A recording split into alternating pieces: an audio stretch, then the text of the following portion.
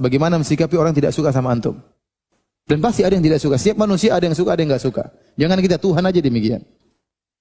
Ada yang disuka, ada yang memuji Tuhan, ada yang mencela Tuhan.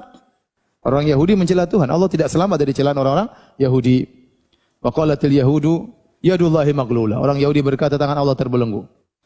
Mereka mengatakan Allah menciptakan langit 6 hari, hari ke-7 Allah istirahat. Mereka cela Allah Subhanahu wa taala. Allah tidak selamat dari celaan. Para nabi juga tidak selamat dari celaan. Nabi SAW dicerca, sampai sekarang ada yang mencerca Nabi SAW, dan demikian para nabi-nabi yang lain. Nah, Anda pun demikian. Mungkin ada orang benci sama Anda. Bisa jadi kebencian tersebut timbul, Anda yang benar, mereka yang salah. Bisa jadi kebencian tersebut timbul karena Anda yang salah. Ya. Nah, bagaimana sikap kita terhadap orang-orang yang benci sama kita? Ya. Kalau sampai kepada kita cercaan mereka, kita lihat apakah cercaan ini benar pada diri kita. Kalau benar, maka siap kita melakukan perbaikan. Meskipun cara penyampaiannya kasar, meskipun cara penyampaian penuh dengan penghinaan, tapi kita tahu kita manusia yang penuh dengan kekurangan. Ambil faedah dari cercaan mereka, dari celaan mereka, dengan perbaiki diri kita. Jangan kita angku, jangan kita kemudian arogan, seakan-akan tidak punya salah. Siapapun Anda pasti punya salah. Tapi kalau kita tahu ada orang yang benar benci kita yang benar, dia yang benci, selalu cari kesalahan, nuduh yang tidak. Bagaimana supaya kita bahagia? Tadi kita bilang, Allah saja tidak selamat, apalagi saya. Sudahlah. Itu sudah sunatullah berjalan. Itu sudah suatu problematika yang tidak ada solusinya. Anda ingin dipuji oleh seluruh manusia di atas muka bumi ini? Mustahil. Ridwan nas ghayatun la tudrak. Keridhaan manusia adalah tujuan yang tidak mungkin tercapai. Ya. Ini namanya kehidupan. Ada yang mencela, ada yang memuji. Orang yang mencela Anda, ya sudah. Sudahlah, itu biasa. Anda pasti dicela, cepat atau lambat pasti ada yang mencela, pasti ada yang memusuhi, pasti ada yang tidak suka. Siapapun Anda. Kalau tidak bisa diperbaiki, sudah biarin, begitulah kehidupan.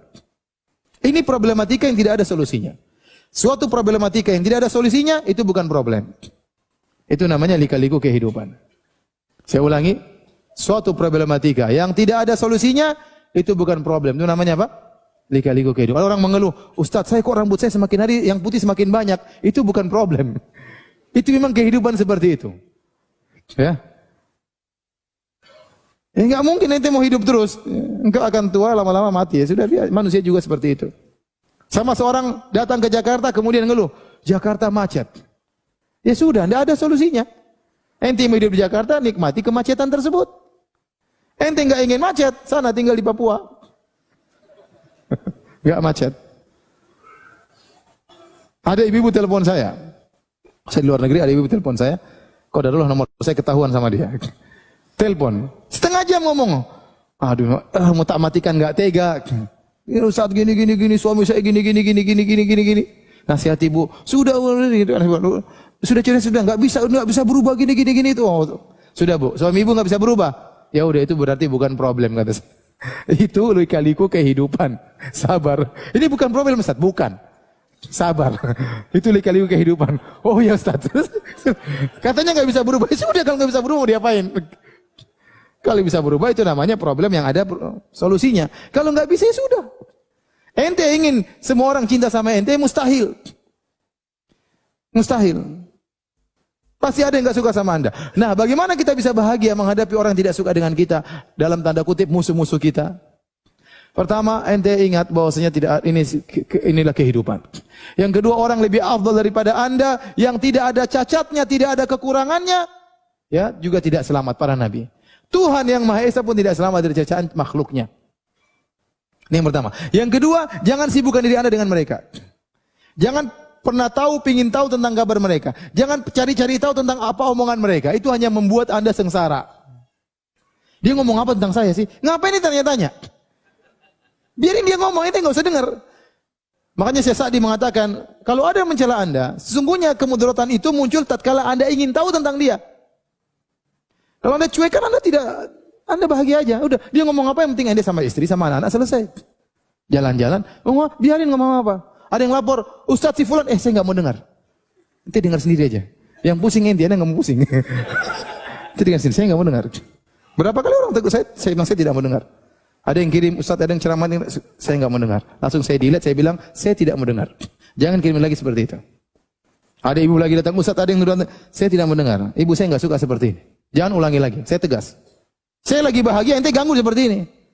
Bayangkan saya lagi sama istri lagi ketawa-ketawa, atau ada SMS, ada WA, Ustaz ini ada ceramah orang celah-celah antum. Gimana saya? Saya jadi jengkel, istri saya kena susah juga gara-gara itu. Jadi kalau ada orang enggak suka sama ente, dan tidak mungkin ente harapkan kebaikan dia dengan kita, enggak usah pedulikan mereka. Enggak usah cari tahu kabar tentang mereka. Enggak usah dengar nama-nama mereka. Itu hanya membuat Anda tidak bahagia. Biarin dia mengomongkan apa yang dia omongkan. Yang penting Anda benar, enggak usah urus orang. Anda bahagia. Banyak kita yang bisa Anda lakukan. Udah biarin aja. Tapi kalau ada omong celah sedikit, pusing, gelisah. Ya terus bagaimana? Ya. Enggak usah. Sejauh mana Anda mengurusi mereka, sejauh itu pula Anda mendapatkan kemudaratan. Sejauh itu pula kebahagiaan Anda dicabut. Jadi ada orang enggak suka, sudah, enggak usah sibuk dengan mereka.